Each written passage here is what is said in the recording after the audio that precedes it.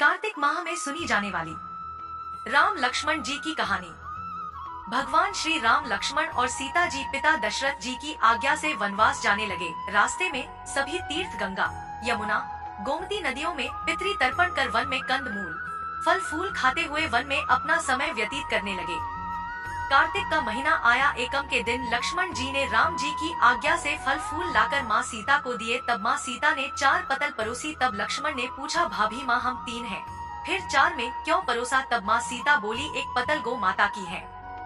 राम जी, लक्ष्मण जी गोमाता को पतल परोस दी। तब राम जी ने पूछा, सीता जी आपने खाना शुरू क्यों नहीं किया? तब सीता माँ बोली, मेरे तो राम कथा सुनने का नियम है, राम कथा सुनने के बाद ही मैं फल ग्रहण करूंगी। तब राम जी बोले, मुझे कथा सुना दो। लक्ष्मण जी बोले, मुझे सुना दो। तब माँ सीता बोली, औरत की बात औरत सुने, आप मेरे पति हो, आप मेरे देवर हो, आपसे कैसे कहूँ? तब लक्ष्मण जी ने सोचा, इस जंगल में कौन औरत मिलेगी? तब लक्ष्मण जी ने अपनी माया से एक नगरी का निर्माण किया। उस नगरी में सब सुख सुविधाओं से युक्त थी। उस नगरी में सब चीजें सोने की थी, इसलिए नगरी का नाम सोन नगरी रखा। सभी नगर निवासियों को घमंड हो गया, उस नगरी में कोई गरीब नहीं था। जब सीता जी कुंवे पर पानी लेने गई और पनिहारिनों से राम राम किया तो कोई नहीं बोली। थोड़ी देर में एक छोटी कन्या आई, सीता जी उससे राम राम बोली और कहा कि बाई राम कथा सुनेगी क्या? तब वह बोली, मेरे तो घर पर काम है। सीता जी ने कहा, मेरे पति राम और देवर लक्ष्मण भूखे हैं। तब लड़की बोली, मेरी माँ मेरा इंतजार कर रही है। वह लड़की वहाँ से जाने लगी। तब माँ सीता के क्रोध से सारी नगरी साधारण सी हो गई। जब लड़की घर गई तो माँ बोली, बाई ये क्या हुआ? तब लड़की बोली, मेरे को तो पता नहीं है। वहाँ पर एक साध्वी बैठी थी, मुझे राम कथा सुनने के लिए बोली, पर मैं तो कथा नहीं सुनी। यदि उसने कुछ किया हो तो पता नहीं। तब उसकी माँ ने उसको वापस जाकर कथा सुनने को कहा। लड़की ने वापस जाकर कथा सुनने से मना कर दिया। तब उसकी बहू बोली, आपकी आज्ञा हो तो मैं कहानी सुनकर आती हूँ। जब बहू कुंवे पर गई तो पानी भरे और खाली करे। तब सीता जी ने कहा, आपके घर पर कुछ काम नहीं है क्या? तब वह बोली, माताजी मैं तो सारा काम करके आई हूँ। तब माँ सीता बोली, तू मुझे माँ कहकर बुलाए, यदि तुझे समय हो तो मेरी राम कहानी सुन लेगी। तब वह बोली, माताजी कहानी सुनाओ, मैं प्रेम से कहानी सुनूंगी। चंदन चौकी मोतिया हार, राम कथा म्हारे हृदय रो आधार। राम कथा सुनाओ, राम ने मनाओ, राम कहे तो प्रदेश में जाओ। सीता जी ने कहा, हे बाई, तूने मेरी मृत्यु लोक में मदद करी, भगवान तेरी स्वर्ग लोक में रक्षा करेंगे। सीता जी ने राम कथा सुनाई। बाई ने कथा सुनी।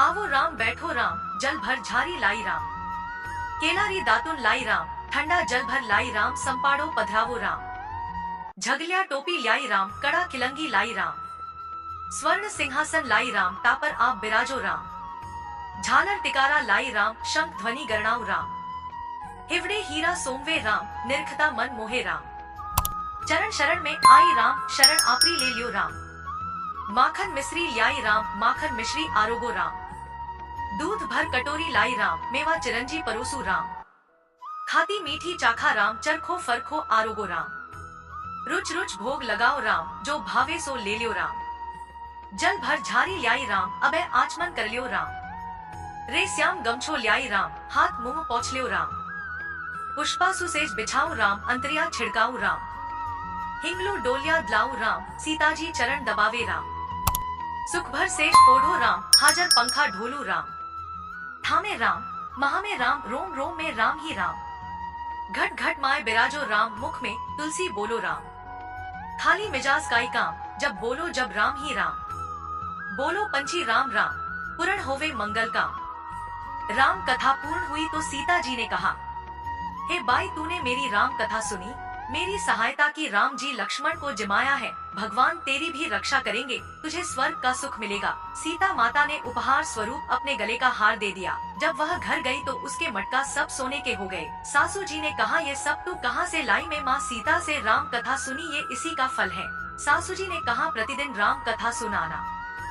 बाई को राम कथा सुनते बहुत दिन हो गए। तब उसने माँ सीता से पूछा, इसका उद्यापन विधि बतलाओ। तब सीता जी ने कहा, 7 लड्डू लाना, एक नारियल लाना, उसके 7 भाग करना, एक भाग मंदिर में चढ़ाना जिससे मंदिर बनवाने जितना फल होता है, एक भाग सरोवर के किनारे गाड़ देना जिससे सरोवर खुदवाने जितना फल होता है, एक भाग भगवत गीता पर चढ़ाना जिससे भगवत गीता पाठ करवाने जितना फल होगा। एक भाग तुलसी माता पर चढ़ाना जिससे तुलसी विवाह जितना फल होगा। एक भाग कंवारी कन्या को देवे जिससे कन्या विवाह जितना फल होगा। एक भाग सूरज भगवान को चढ़ाना जिससे 33 करोड़ देवी देवता को भोग लगाने जितना फल होगा। अब उसने विधि पूर्वक उद्यापन कर दिया। माता सीता के पास आई, माता मैंने तो विधि पूर्वक उद्यापन कर दिया। अब 7 दिन बाद वैकुंठ से विमान आएगा। 7 दिन पूरे हुए विमान आया तो बहू ने कहा सासू जी स्वर्ग से विमान आया है।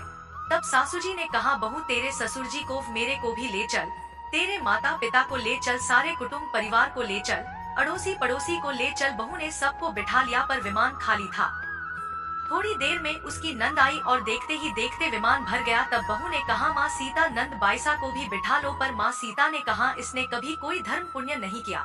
तब बहू ने कहा बाईसा आप पहले कार्तिक मास में राम लक्ष्मण की कथा सुनना, उसके बाद आपके लिए वैकुंठ से विमान आएगा। गांव के सारे लोग एकत्र हो गए और पूछने लगे बाई तूने ऐसा कौन सा धर्म पुण्य किया, गीता भगवत गीता के पाठ किए, हमें भी बताओ। तब बाई ने कहा मैंने तो माता सीता से प्रतिदिन राम कथा सुनी और नियम से उद्यापन किया। तब समस्त ग्रामीण राम कथा सुनने की जिद करने लगे।